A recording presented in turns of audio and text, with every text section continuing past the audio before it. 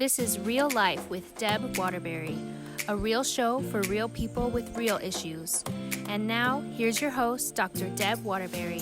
Hello, welcome to this next episode of Real Life with Deb Waterbury. So we're just finishing up. We got like 2 more weeks of our self-help series. And as we've gone through the last 4 weeks, y'all know that I've been saying self-help has been a silly name for this series because we've been talking about a lot of spiritual ways that we can self-help, but we really can't do that. We have to have Jesus to do that. But I thought it'd be kind of cool with the last 2 weeks to actually have a couple of episodes where we're talking about self-help things. So obviously the very first person that I wanted to talk to is Christy Hall. Christy Hall is the owner and the CEO and the everything of Skin Appeal here in Tucson, Arizona. Hi, Christy. Hi. Christy has been working on this face for a while. It's a work in progress. We will know that, as you can tell as you look at me right now. No. But Christy has got so many passions within what she does at Skin Appeal and has also come out with this great book. We're going to talk about it at the end, toward the end, let you know how you can get it. It's called Your Beauty Advocate, and she really is a beauty advocate. But it's so much more than that with you, Christy. I mean, because for one thing, it was so nice for me to go to see you the first time and have you tell me, yeah, you don't really need that, or you might want to think twice about that. Let's look here, because we go into people like at Skin Appeal and go, okay, see this? Make it different and fix it. I was talking to a friend yesterday, and I said I got to do something because I'm starting to look my age, and we really can't have that. And that's kind of what we don't want to do as we get older. But you are really, first off, you're honest and you're wise and you're compassionate about the way we feel about ourselves, and you're not trying to sell stuff. You know what I mean? I mean, everybody has to sell their services to stay in the business, but I mean, I just appreciate you didn't just go, here's the most expensive thing I do. This is everything that you need. You didn't do that to me. It was more of this is your face. This is what would help. So talk to me at first a little bit, Christy, about what made you go into this, how long you've been doing it, that sort of thing, and then why. Great question. Yeah. Yeah, so I kind of selfishly went into this. Oh, best reasons. I know, right? And then I just fell in love with it. I've been a PA for 20 years, mm-hmm. and when we moved to Arizona, 17 years ago, I didn't want to do surgery anymore, and I wanted to find a passion, a job that I really loved. Mm-hmm. And selfishly, I was around 30 then, and my skin was looking really bad. Mm. And I had gone to dermatologists. I can't even imagine it. Oh my gosh, got the most beautiful skin. Well, for a 30-year-old, it wasn't great. It was, I had all the sun damage that I'd done as a teenager popping out. Mm-hmm. I was starting to get fine lines. I was getting eczema on my face. I mean, it just was not what I wanted. And I had gone to dermatologists. I had asked for treatments. I was willing to do anything. Yes. And they just didn't really educate me, and they didn't present me with things that I would have been willing to do, and I didn't know any better. So mm-hmm. When I moved to Arizona, I got a job in cosmetic dermatology, and I was like in love right then and there. And because and then I literally transformed my skin within 2 months, and wow. I was like, okay, this is what I love. I can teach people. It's kind of a different approach to medicine, whereas we go in and we educate. I like to approach you as like, what bothers you? Let's approach your goals and let's try and achieve your goals. Mm-hmm. So I give you a list of different options, and then we kind of figure out how we're going to do that based on the budget. Mm-hmm. And I just love that. I mean, I love that I can make people feel great about themselves, and I hope I've done that for you as well. Well, I mean, it's going to take an entire body makeover to make me feel better about myself. No, honestly, it is. I have been so pleased with the changes because they're subtle, and we're watching, my husband and I were watching this movie last night, and I won't even name the actress. Actually, there are 2 of them in this one movie, and I was like, I wonder if she ever looks at what she used to look at and wish she never did all of that. Mm-hmm. Because so many people go in and they just come out looking, and so a lot of us, me and a lot of my friends, but me included, we're always afraid because we're like, I don't want to look like so-and-so that I see on TV. I just want, some wrinkles gone and maybe my face lifted a bit without surgery. Right. And so I guess I never would go to anybody in your profession before because I thought that had to be the end result. Duck lips, big, huge, everything looking not like you used to look. But a good friend of mine, who does my hair, finally said, "You're going and I'm taking you." And she went with me, remember, the very first time. Yeah. And said, just because you don't understand what it is that's actually occurring here. It's not about changing the way you look. It's about enhancing and getting rid of things that just look unhealthy. Or just restoring what you had before. Right. So, what I love to do is educate, and that's one of the reasons I wrote this book, because there's so many misconceptions out there, and like your fears, and the irony of it is the best work is the least noticeable. Yes. People, you just get more compliments like, "Gosh, you look great. Your skin's radiant. You look glowing." You look like you've been sleeping really well. What happened?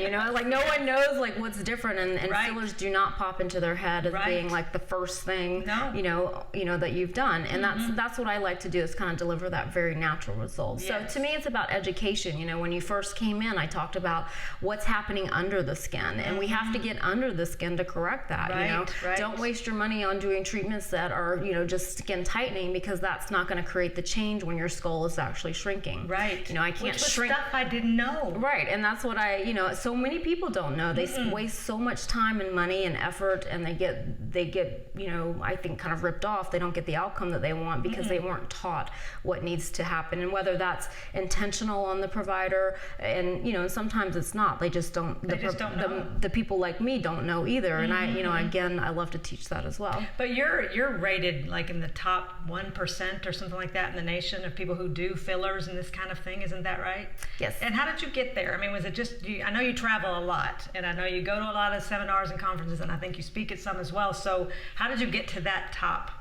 Well, it's it's just the amount of volume of patients that I see and the fillers that I inject, and I have a very different approach to doing that. As I don't know if you've gone to anyone else, but you're the only one. But that's approach what our results need to be is an outcome base. Like I had a patient yesterday. I did a virtual consult with her, and she's in her early 50s.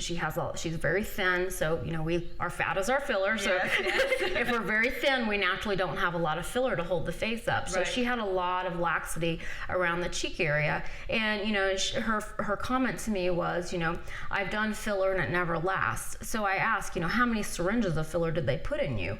And they did 1 or 2 syringes, and that's even I know that because I've been talking to you. Right. And even in you, I don't know if you want to share, what we've done, but so much done. Well, that's I do want to kind of get to the way that she does this too, in terms of the education, and that'll lead into this. We were you get most of your clients through I don't want to call them parties. They're actually classes. That you have this class and you have an entire demonstration and you explain all the things that people would. And I remember I sat in 2 or 3 of your classes, and in sitting in them, it's amazing that you got 20, 30 women who are literally going, "What?" Because they never knew those things. Right. They never knew that a facelift just stretched your skin over bones that are no longer there, cartilage, that's gone. And that really, when you're talking about under the skin, you're talking about bone structure that you lose with age. And so what you look like is this weird rendition of yourself with really tight skin, because your bones, what you need to do is restore that bone structure. Exactly. Which is what filler does. And so I had a class for her, and you get most of your clients that way, right?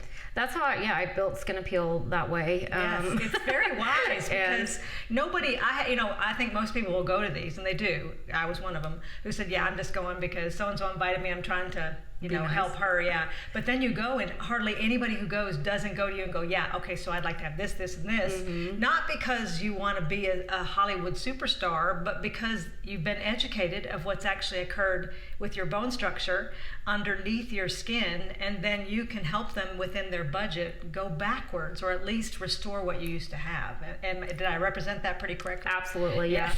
And for me, it's about, unfortunately, most of us are very critical of ourselves, and I want to give you where you look in the mirror and you're like, wow, I really like what I look like, and I've done that for myself. I do all of this myself, and I did my own Botox yesterday. I'll be doing my own filler after this weekend. I don't know if I can do that. It's more challenging, but I like my style, so I do it on myself.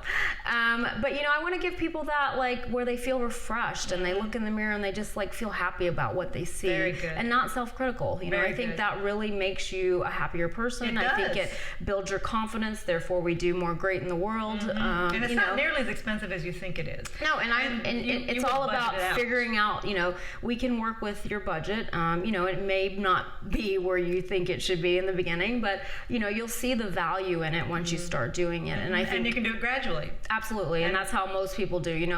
I like for people. I started when I was 31, and if we can get people starting around age 30, then it can be you just really never age. Right. But for someone who's older, we may need to reverse that. So that may take a year or two to get them to that point. And she is talking about me. But then we can just easily maintain it. It's not really a lot of work, and it's not a lot of money to maintain it either. It's just about knowing the key points. And it's amazing to me how many people now will see me and say things like, gosh, you look really good. And they don't know why. Right.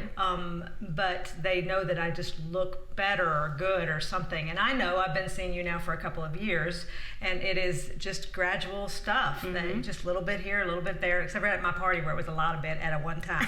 Because I was her model. But I tell you, it is so well worth it, because you just do feel better about yourself. So talk a little bit about your book. This is the book, Your Beauty Advocate. I've read it. I endorsed it. But I would have endorsed it because it's got everything in it that you talk about in your classes, and it is education. So talk to us a little bit about this and then how we can get it. Thank you. Yeah, so I wrote this book because, again, every time I do a consultation, which is a lot every week, I hear all of these beliefs that really just aren't validated. They're not true because they've learned it, from, the marketing out there. Right. And it really is misguiding. So I really wanted to create something that is like a trail guide for people to really understand what is the aging process. Let's define what your goals are for your aging process. Do you want to look as young as you possibly can your whole life, or do you want to just look a little bit more refreshed? And so, the basis of that is good skincare. We always talk about, we have the 2 layers. We have the skin surface, which needs to be maintained on a daily basis with the right skincare products. Michael Christy. She has her own skincare line, yes. Where we nourish the skin and we make it restore and balance itself again, so that you're producing your own moisture. So that's always the base. And then sometimes we need to go a little deeper with some lasers and lights. So how do you choose when you need to do that? And then how do you know when you need to go underneath the skin with Botox and fillers and things like that? So this is kind of a way to navigate the world of aesthetics and really make it make sense to people so that they understand what they need. It is an advocate because it's written in a way that you can understand. Like, it's not a whole bunch of doctor speak. It literally is the way that you're going to understand with pictures and all this stuff to let you see what it is that's actually occurring in your face and under your face and in your skeletal structure as you age. And one of the things I love is that you have made it a point of saying this isn't just for old women. This is something that actually younger women who want to maintain a younger look and continue to look refreshed and you don't have to do a lot when you're young, obviously, but you need to start. It's kind of like when I was 19, and before any of this was a big deal, when I worked at a department store, and this older woman walked up to me, and I don't remember what her name was, and she just told me that if I do nothing else that anybody ever tells me, to start moisturizing my face like a mad dog right then. She said, you'll be happy about it eventually. And for whatever reason, at 19, when you don't usually listen to anybody, I actually listened to this woman and began moisturizing at the age of 19, which is one of the reasons why I don't think I have too many wrinkles at this point, is because my mother does, and I look just like her. But it's because I started when I was 19, when I didn't really need it. My face looked fine. Yeah. But now that I'm 57, I'm happy that I moisturized all that time. Doesn't mean my skeletal structure didn't go crazy, but I did start moisturizing. So it does make a difference to do it when you're young. Absolutely, I know. I think this is becoming more commonplace. So, mothers need to be teaching their children in 8, 9, 10 years old to wash your face twice a day. Yes, let's start a simple routine, understanding like we need to take care of these things, and just running water over their face in the shower doesn't really cut it. No, you have to wash your face. Let's actually put a little effort into taking care of it. So then when they hit their teenage years and acne becomes a problem, they're more into the routine of it. Right. And then aging starts around you're 18, 19, 20 years old. And then don't even realize it because you're living forever at that point. Yes. Okay, so we're out of time here. I wanted to say one more time, this is the book, Your Beauty Advocate. It is by Christy Hall. Christy, how can they get this book? Go to yourbeautyadvocate.com. Okay, Really yourbeautyadvocate.com. It will be underneath this video, obviously, all the ways you can get in touch with Christy, how you can make an appointment with her at Skin Appeal, and how you can also get this book. I highly recommend it, honestly, even for those of you women out there going, no, I'll never do this. I promise you, it was me. And now I'm just so happy because nothing has changed. I really just think I look a little bit more refreshed and feel better about myself. There's still work to be done. You know, we can always that. It's like your spiritual life. You're always got stuff you could do. So thank you, Christy. Thank you. I appreciate it. If any of y'all have any comments, please make sure you leave them underneath. If you have any questions, get them there. We'll make sure we give them to Christy, and hopefully she can answer those as well as she can and get in touch with you. God bless you all. I'll see you next week. Thank you for joining me today on this episode of Real Life with Deb Waterbury. I hope it's been a blessing to you as much as it was to me. You know, if you want any of my books or information on articles or any of my speaking engagements, you can go to my website at debwaterbury.com. God bless you.